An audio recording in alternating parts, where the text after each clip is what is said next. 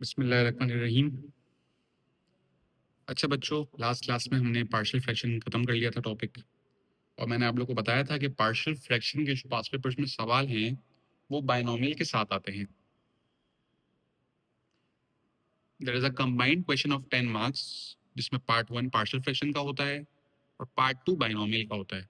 तो पहले हम लोग आज की क्लास में बायनोमियल का टॉपिक सीखेंगे, और फिर नेक्स्ट क्लास में इंशाल्लाह मैं आप लोग को पार्शियल और बायनोमियल के एक साथ कंबाइंड पास्ट पेपर्स कराऊंगा। ठीक है।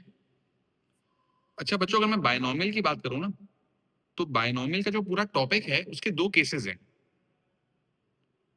उन दो केसेस को एग्जामिनर ने डिवाइड कर दिया है। केस 1 जो है वो आप लोगों ने एएस लेवल में पढ़ा हुआ है। जो हम लोगों ने केस 1 बायनोमियल का पढ़ा है ना एएस में, एनसीआर ए की power n minus r b की पावर आर, वो बायनोमियल का केस 1 है। और एक और केस है केस 2, जो A2 में है, जो हमें आज सीखना है। तो क्या डिफरेंस है, एएस का क्या केस था वो भी मैं आप लोगों को रिवाइज करा दूंगा, और फिर A2 और एएस में क्या डिफरेंस है, और A2 में बायनोमियल को कैसे सॉल्व करेंगे वो हमें सीखना है आज। तो कुछ बेसिक बात है, पहले केस 1 की बात करते हैं बेटा। केस 1 जो हमने एएस में पढ़ा था उसमें क्या था भाई, कि n या तो पॉजिटिव होगा, या फिर n जो है वो नोन होगा, मतलब हमें पता होगा, या फिर n जो है वो एक इंटीजर होगा। या तो n पॉजिटिव होगा, या नोन होगा, या तो इंटीजर होगा। अगर n पॉजिटिव, नोन और इंटीजर है तो हम क्या करते थे भाई, NCR a की power n minus r b की पावर r। तो देखिए मैंने यहाँ पे एक्सपेंशन लिखी हुई है, NC0 a की power n minus zero b की पावर 0, NC1 a की पावर n माइनस 1 बी की पावर 1, NC2 a की पावर n माइनस 2 बी की पावर 2, NC3 a की पावर n माइनस 3 बी की पावर 3। ऐसा ही है। अब केस 2 पे जाने से पहले कुछ पुरानी बातें डिस्कस करते हैं बेटा। मुझे जरा एक बात बताएं, कैलकुलेटर में जब मैं 8C0 रखूंगा तो आंसर क्या आ रहा है, 8C1 का आंसर क्या है, 8C2 का आंसर क्या है, और 8C3 का आंसर क्या है? मुझे जरा इनके आंसर्स बताएं। 8C0 क्या आ रहा है?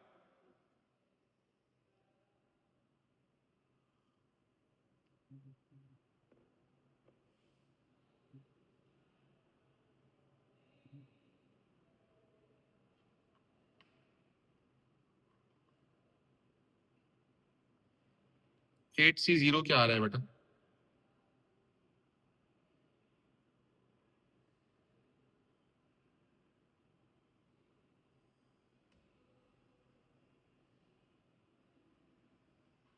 एट सी जीरो आ रहा है आप लोग के पास 1, ठीक है।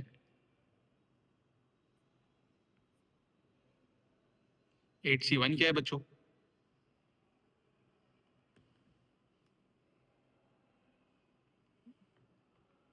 8C1 आ रहा है 8, ठीक है। फिर 8C2 क्या आ रहा है?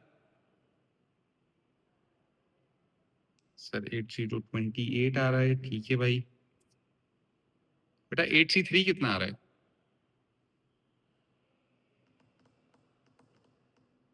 56, ठीक है। 8C0 1 है, 8C1 8 है, 8C2 28 है, 8C3 56 है। ये आंसर्स किस तरह आए? सवाल क्या है भाई, ये आंसर्स किस तरह आ रहे हैं? Why is 8C0 1, 8C1 8, 8C2 28, 8C3 56? तो बेटा जरा इसकी लॉजिक समझें कि जब भी R 0 होगा, जब भी R 0 होगा आंसर हमेशा 1 आएगा। जब भी R 0 होगा आंसर हमेशा 1 आएगा। आप लोग कैलकुलेटर में रखो 6C0 या रखो 10C0, चेक कर लें, सबसे आंसर 1 ही आ रहा होगा, सबसे आंसर 1 ही आ रहा होगा। जब भी R 0 होगा बेटा आंसर 1 आएगा, जब भी R 0 होगा आंसर 1 आएगा। और अगर आप 8C1 रखते हो, जब भी R1 होगा n की वैल्यू एज इट इज आ जाएगी। जब भी R1 होगा n की वैल्यू एज इट इज आ जाएगी, मतलब 8C1 विल बी 8। 7C1 क्या होगा बच्चों? 7 होगा। 9C1 क्या होगा? 9 होगा। 12C0 क्या होगा? 1 होगा। बात समझ आ रही है? 14C0 क्या है? 1 है। जब भी R 0 है आंसर 1 होगा, जब R 1 है तो जो n की वैल्यू होगी वो एज इट इज आ जाएगी। क्या यहाँ तक सब साथ है मेरे?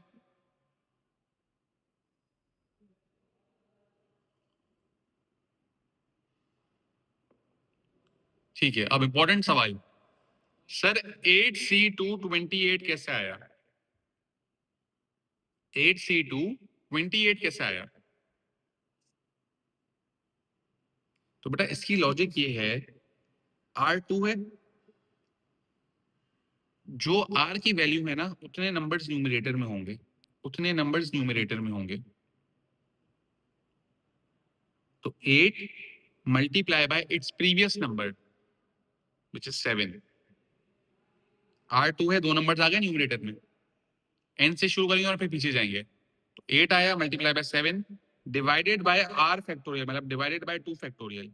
बेटा आप लोग चेक कर लें, 8 multiply by 7 divided by 2 factorial, इसका आंसर 28 आ रहा होगा। 8 multiply by 7 divided by 2 factorial. Sir factorial कहाँ है? बेटा शिफ्ट दबा के इनवर्स दबाएंगे तो फैक्टोरियल मिल जाएगा। शिफ्ट दबा के इनवर्स दबाएं तो एक्सक्लेमेशन मार्क आ जाएगा, दैट्स फैक्टोरियल।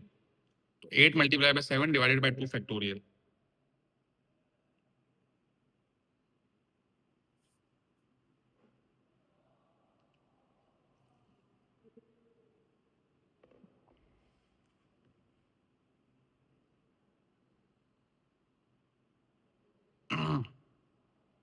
इसी तरह 8C3 क्या होगा? R3 है, मतलब न्यूमिनेटर में 3 नंबर आएंगे, तो 8 multiply by its previous number 7 multiply by its previous number 6 upon 3 factorial. तो देखें इसका आंसर 56 आ रहा होगा।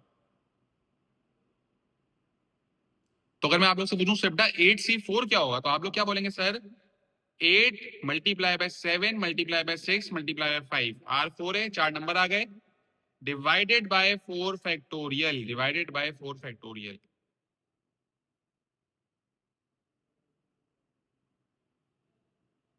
ठीक है, तो बेटा अगर आपके पास अब पेपर में n की वैल्यू मिसिंग है, देखिए यहाँ पे n लिखा हुआ है, तो मैं इसे कैसे ब्रेक करूंगा? What will be the answer of NC0? बेटा कोई मुझे बता सकता है NC0 क्या आएगा? NC0 क्या आएगा? वेरी गुड बेटा, NC0 विल बी 1। जब भी R 0 है आंसर 1 होगा, जब भी R 0 है आंसर 1 होगा। NC1 क्या होगा?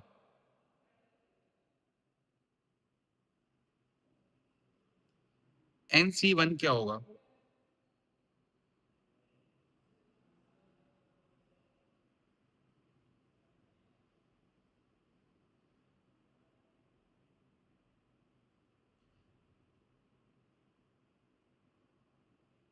बिल्कुल सही बेटा, NC1 n होगा, 8C1 8 था, 6C1 6 होगा, NC1 n होगा। जब R 1 है तो जो n की वैल्यू है वो एज इट इज आ जाएगी। अब बेटा NC2, मैंने 8C2 को कैसे सिंप्लीफाई किया बेटा? n multiply by its previous number upon 2 factorial, 8 multiply by 7 upon 2 factorial. तो NC2 क्या होगा बेटा? n जो कि एक्चुअल नंबर है, multiply by n minus 1 multiply by its previous number upon r factorial, मतलब 2 फैक्टोरियल। बात समझ आ रही है बेटा? और फिर इसी तरह NC3 क्या होगा? n multiply by its previous number n minus 1 multiply by its previous number n minus 2, 8 n है into 7 into 6 upon 3 factorial।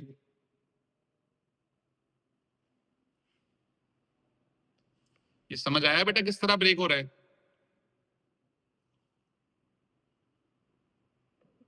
बच्चों ये जल्दी से कॉपी कर ले, मैं 2 मिनट दे रहा हूं आप लोगों को।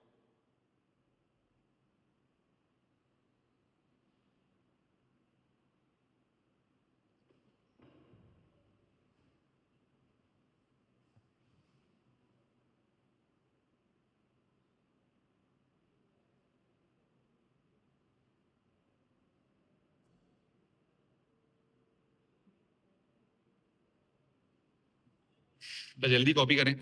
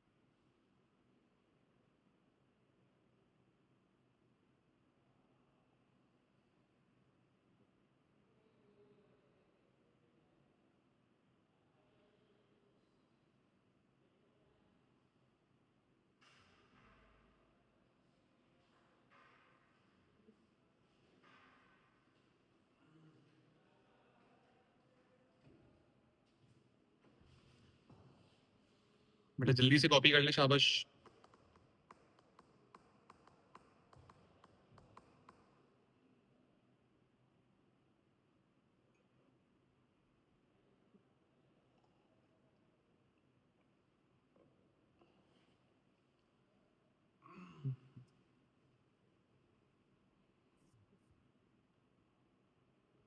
ठीक है। अच्छा बेटा, अब इम्पोर्टेंट सवाल, केस 2 जो A2 बाइनोमियल में हमें सीखना है और हमें अप्लाई करना है, बहुत अच्छे से सुनिएगा बेटा। केस नंबर 2 क्या है कि n की वैल्यू या तो नेगेटिव होगी, या तो अननोन होगी, या फिर इंटीजर नहीं होगी। बच्चों इंटीजर क्या होता है? इंटीजर होता है होल नंबर, 1 2 3 4 5। जितने भी सवाल हमने एएस में किए हैं सब में n होल नंबर था। अब यहाँ पर n होल नंबर नहीं होगा, मतलब फ्रैक्शन में भी हो सकता है, डेसिमल में भी हो सकता है, और नेगेटिव भी हो सकता है, और अननोन में यानी कि हमें पता ही नहीं होगा n क्या है। तो इस केस में अब क्या मसला है? अब मसला बेटा छोटा सा ये है कि अगर n नेगेटिव है, समझो n -3 है, तो जरा कैलकुलेटर में -3C0 रखो, बताओ क्या आ रहा है? -3C0 क्या आ रहा है?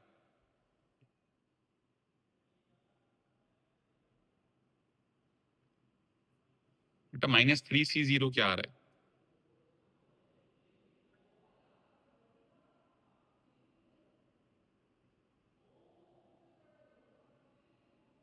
एरर आ रहा है।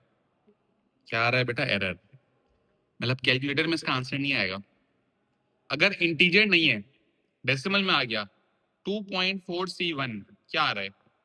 2.4C1।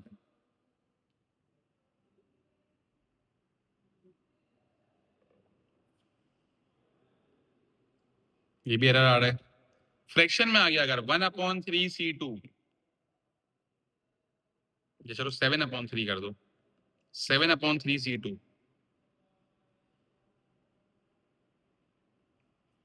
ये भी एरर आएगा। मतलब A2 में जो n की वैल्यू होगी उसको जब मैं कैलकुलेटर में डालूंगा तो आंसर तो एरर आ रहा होगा। तो मैं आंसर कैसे निकालूंगा? तो सवाल ये है मैं आंसर कैसे निकालूंगा। तो बेटा बात सुने, जो मैंने आप लोग को अभी शॉर्टकट बताया था ना, ये वाला, कि जो एक चीज बताई थी लॉजिक, ये इसीलिए बताई थी। अब आप देखें, ये मेरा एएस का फॉर्मूला है, ये मैंने यहाँ पर एज इट इज कॉपी करा हुआ है, जो मैं एएस में इस्तेमाल करता था, और अब मैं इसे A2 में कन्वर्ट कर रहा हूँ। NC0, बच्चों NC0 का आंसर क्या होगा? जब R 0 होता है तो NC0 कितना हो जाएगा? NC0 1 हो जाएगा। A की power n minus zero, n minus zero is n, 2 minus zero 2 होगा, 4 माइनस जीरो 4 होगा, तो n माइनस जीरो n होगा। और बेटा अगर किसी भी चीज की पावर 0 होती है तो आंसर क्या आता है? O level math basic indices, anything to the power 0 is 1। बिल्कुल सही बेटा। तो अगर ये भी 1 है और ये भी 1 है, 1 अगर किसी भी चीज से मल्टीप्लाई होता है तो आंसर पे कोई फर्क नहीं आता। तो सिर्फ बच गया a की पावर n, सिर्फ क्या बच गया, a की पावर n। ये 1 आ रहा है, ये a की पावर n आ रहा है, ये 1 आ रहा है। तो 1 इंटू a की power n into 1 is a की पावर n। मतलब a2 में जब आप अपना फर्स्ट टर्म निकालेंगे तो आप करेंगे a की power n, a to the power n। फिर प्लस अब दूसरा टर्म निकालना है। दूसरा टर्म ये रहा भाई, nc1 a की पावर n माइनस 1 b की पावर 1। nc1 का आंसर a2 में कैलकुलेटर से नहीं आएगा, nc1 का आंसर a2 में कैलकुलेटर से नहीं आएगा। तो nc1 कितना होता है, मैंने आप लोगों को पहले ही बता दिया, nc1 होता है n, a की पावर n माइनस 1 b की पावर 1। थर्ड टर्म पे आते हैं, nc2, कैलकुलेटर में nc2 का आंसर नहीं आएगा। nc2 कैसे ब्रेक होगा बेटा, n into n minus 1 upon 2 factorial, a की पावर n माइनस 2 b की पावर 2। और nc3 कैसे होगा, n into n minus 1 into n minus 2 upon 3 factorial, a की पावर n माइनस 3 b की पावर 3। कोई मसला बेटा? बेटा एग्जामिनर मैक्सिमम 4 टर्म्स ही निकलवाता है, तभी मैंने आपको पहली 4 टर्म्स ब्रेक करके दिए हैं। लेकिन अगर 5th टर्म मांग ली जाए तो वो nc4 होगा, nc4 a की पावर n माइनस 4 b की पावर 4।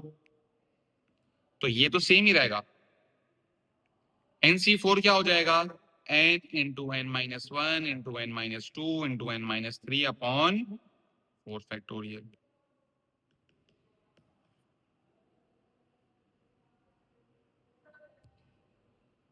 ये मैंने as के फॉर्मूला जो ब्लू से लिखा हुआ है इसको a2 में कन्वर्ट कर दिया जो ग्रीन से लिखा हुआ है, और ये मैं इस्तेमाल करूंगा अपने a2 के पेपर में बाइनोमियल को एक्सपेंड करते हुए। ठीक है, एग्जाम्पल देखें बेटा, आप लोगों के सामने लिखी हुई है 2 प्लस एक्स की पावर माइनस 1, मुझे ऐसे बाइनोमियल से एक्सपेंड करना है। फर्स्ट 4 टर्म्स निकालने की प्रैक्टिस करेंगे हम लोग। अगर मुझे इसकी फर्स्ट 4 टर्म्स निकालनी है, पहला टर्म a, दूसरा टर्म b और पावर n, क्योंकि पावर नेगेटिव है तो इस फॉर्मूले से आंसर नहीं आएगा, क्योंकि जब मैं इसे कैलकुलेटर में डालूंगा तो आंसर में एरर आ जाएगा। ऐसा ही है। तो अब मुझे a2 वाले फॉर्मूले से करना होगा। तो a to the power n, बेटा a2 है 2 to the power -1, a to the power n plus n, n हो गया -1, n हो गया -1, a की पावर n माइनस 1, a2 है बेटा, n माइनस 1 का मतलब क्या हुआ, -1 -1, -1 क्या होगा बेटा, -2 हो जाएगा। b to the power 1, b x है, x टू द पावर 1। बेटा ये देखें, ये फर्स्ट टर्म आ गया, ये सेकंड टर्म आ गया, a to the power n plus n, a to the power n minus 1, -1 -1 -2, b to the power 1, x to the power 1 plus nc2, n into n minus 1, n minus 1 into n minus 1 -2 upon 2 factorial, a to the power n minus 2, -1 -2 कितना हो जाएगा बेटा, -1 -2 हो जाएगा -3, b x है, x का हो जाएगा square, x square.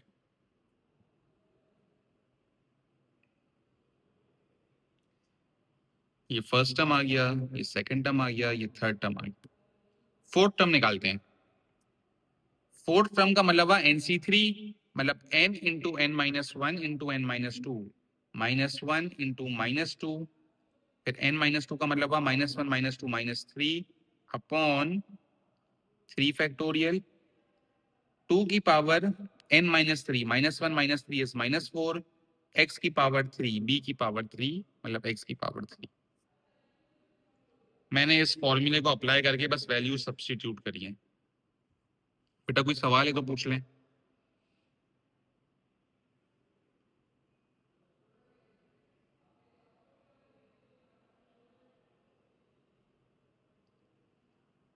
Sir, the next term's power is equal to the previous term's power in the expansion. हाँ बेटा ऐसा कह सकते हैं कि अगर जैसे यहाँ -2 आ रहा है ना, जब आप अगली दफा इसे एक्सपेंड करोगे तो ये -2 तक जा रहा होगा। या -3 आ रहा है, जब आप उसको आगे एक्सपेंड करोगे तो ये -3 तक जा रहा होगा। बिल्कुल ऐसा ही है। और बी पे तो कॉन्स्टेंटली 1 2 3 आहिस्ता आहिस्ता पावर बढ़ती रहेगी। अब बेटा इन सब के अलग अलग मैं आंसर कैलकुलेटर में डाल के निकाल सकता हूं। 2 की पावर -1 कैलकुलेटर में डालें बेटा, 2 की पावर -1 क्या आंसर आ रहा है? 2 की पावर -1 1/2 बिल्कुल सही। -1 मल्टीप्लाई बाय 2 की पावर -2, जो भी आंसर आएगा उसको x की पावर 1 विच इज x से मल्टीप्लाई कर दूंगा। -1 इंटू 2 की पावर -2 ये कितना आ रहा है बेटा? गलत आंसर है। सही से बेटा वर्किंग करें। और बेटा प्लीज सब कैलकुलेटर इस्तेमाल करो, बाइनोमियल में ये लिखना आसान है, कैलकुलेटर में सिली मिस्टेक होती है। प्लीज सब कैलकुलेटर इस्तेमाल करें। -1 इंटू 2 की पावर -2, वेरी गुड। -1/4 होगा, x की पावर 1 इज x, ये एज इट इज लिख दिया।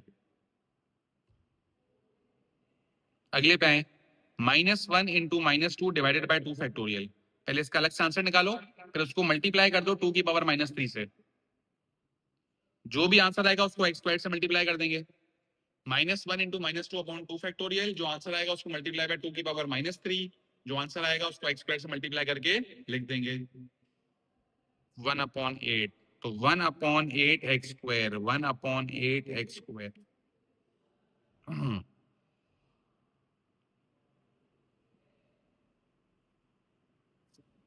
और फिर आखिरी टर्म बेटा, -1 इंटू -2 इंटू -3 करें डिवाइडेड बाय 3 फैक्टोरियल, जो आंसर आएगा मल्टीप्लाई बाय 2 की पावर -4, उसका जो आंसर होगा उसको हम x क्यूब के साथ मल्टीप्लाई करके लिख देंगे।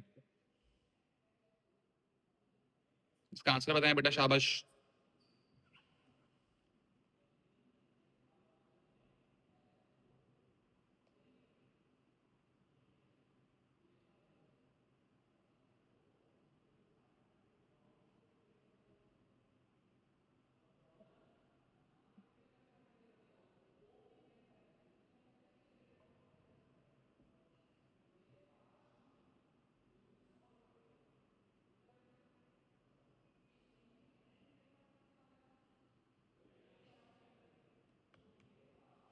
-1/16 x क्यूब।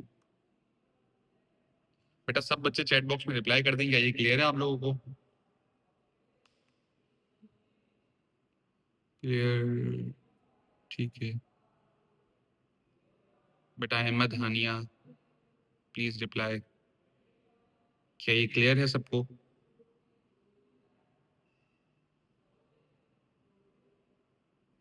ठीक है, चले बेटा और सवाल करते हैं।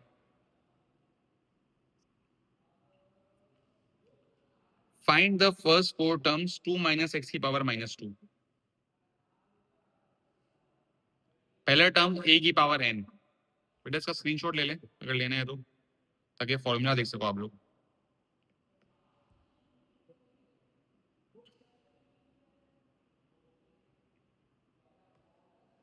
a की पावर n, 2 की पावर -2, ठीक है, पहला टर्म आ गया, प्लस n, n-2 है, a की power n-1, -1 -2 will be -3, minus x की पावर 1, b की पावर 1। फर्स्ट 2 टर्म्स हो गए। थर्ड टर्म पे आ जाए भाई, nc2, n into n-1, -2 -1 -3 upon 2 factorial, a की पावर n-2, -2 इज -4, b की पावर 2 -x का स्क्वायर है। यहाँ -3 आ रहा था तो -3 तक आ गया ये, यहाँ -4 आ रहा है, आगे -4 तक आ रहा होगा। अगला क्या होगा बेटा, nc3, n into n-1 into n-2 upon 3 factorial, a की पावर n-3, -2 -3 इज -5, और b की पावर 3 -x की पावर 3।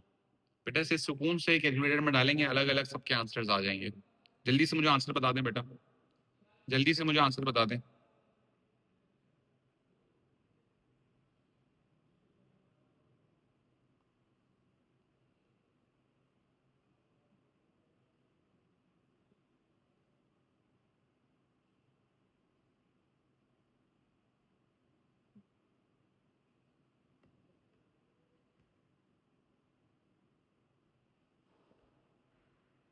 पहला 1/4 आ रहा है, ठीक है भाई, 1/4 लिख दिया।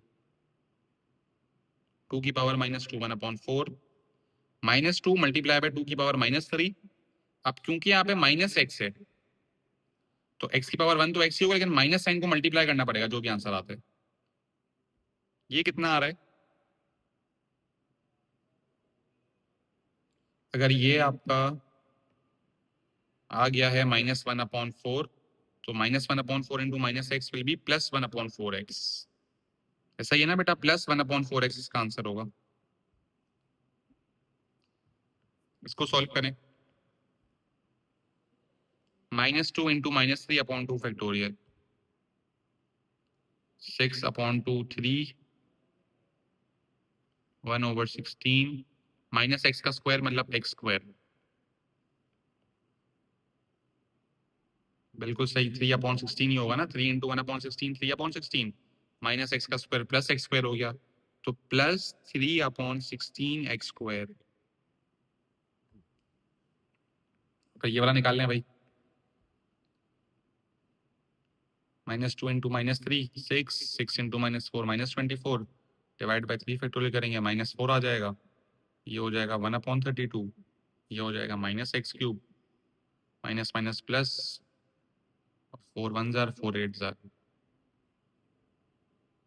-1/8। और फिर बेटा ये x -x के क्यूब से मल्टीप्लाई करेंगे तो -x³ हो जाएगा ना। -1/8 इंटू -x³ तो माइनस माइनस प्लस हो जाएगा। तो फाइनल आंसर क्या होगा? +1/8x³। बात समझ आ रही है बेटा? आपने जो आंसर बताया वो सिर्फ इसका बताया है, उसको फिर -x³ से मल्टीप्लाई भी कर लिया।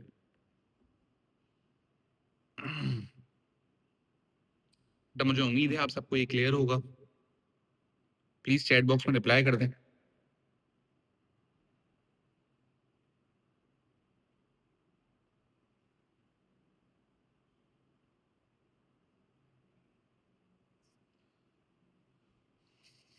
क्वेश्चन 3 पे आते हैं। 1 - 2x की power -1 find the first 4 terms. Find the first 4 terms. चलें भाई, a की पावर n 1 की पावर -1 प्लस n -1 आएगा। a की पावर n - 1 1 की पावर -2 -2x की power 1 plus nc2 -1 into -2/2 factorial 1 की पावर n -2 मतलब 1 -1 -2 -3 -2x का स्क्वायर हो जाएगा।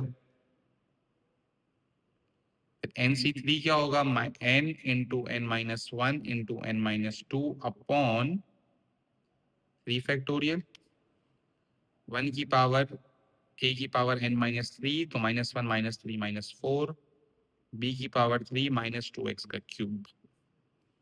सुकून से एक्सपेंशन लिखी बेटा, अब आंसर निकाल लेंगे।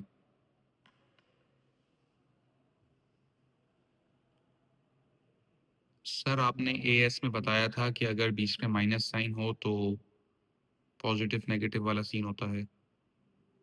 अच्छा हाँ बेटा, ये A2 में नहीं है। तो एक सवाल आया है, हमने एएस में सीखा था अगर 1 - 2x की पावर 6 है और हम इसको एक्सपेंड करते हैं तो पहला टर्म पॉजिटिव होगा, फिर नेगेटिव होगा, फिर पॉजिटिव होगा, फिर नेगेटिव होगा, फिर पॉजिटिव होगा, फिर नेगेटिव होगा। लेकिन बेटा A2 में ऐसा नहीं है।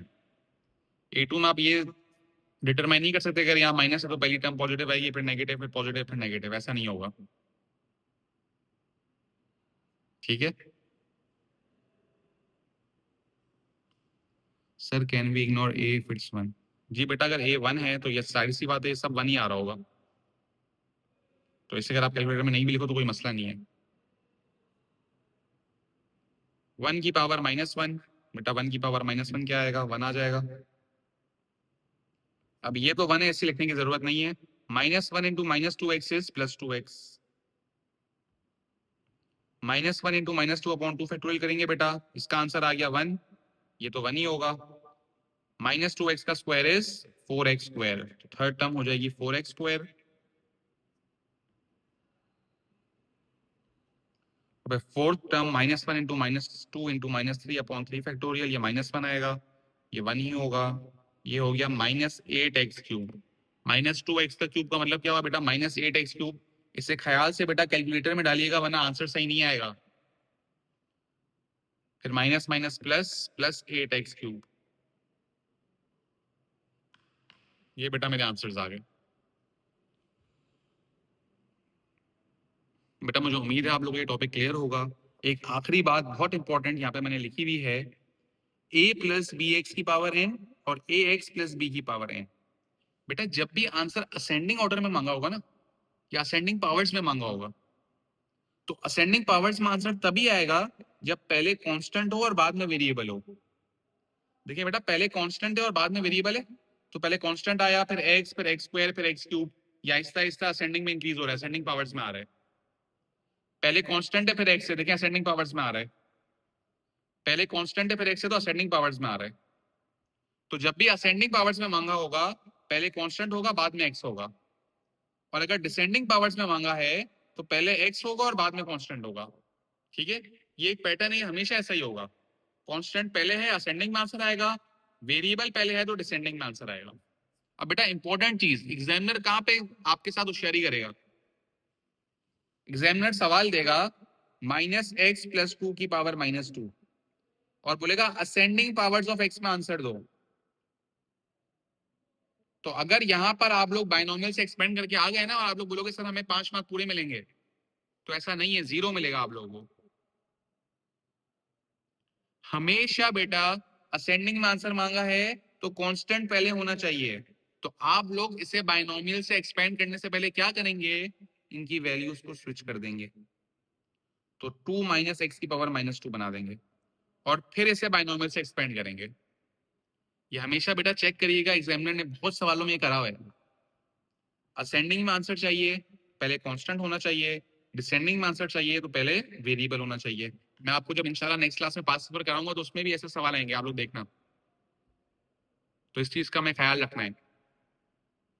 ठीक है बेटा, कोई सवाल कोई कंफ्यूजन है तो पूछ लें चैट बॉक्स में।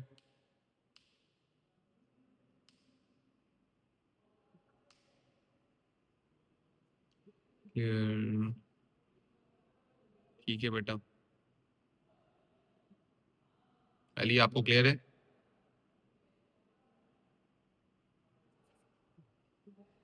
अयान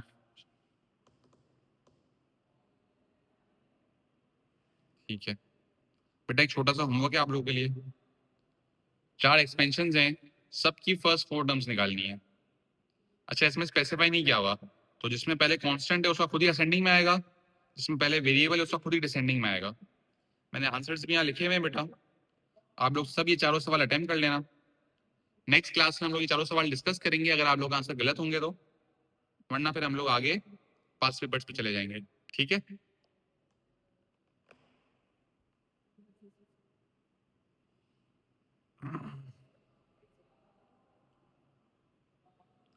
ठीक है बच्चों, आज की क्लास यहीं तक थी, फिर हम लोग इंशाल्लाह नेक्स्ट क्लास में यहीं से आगे बढ़ेंगे।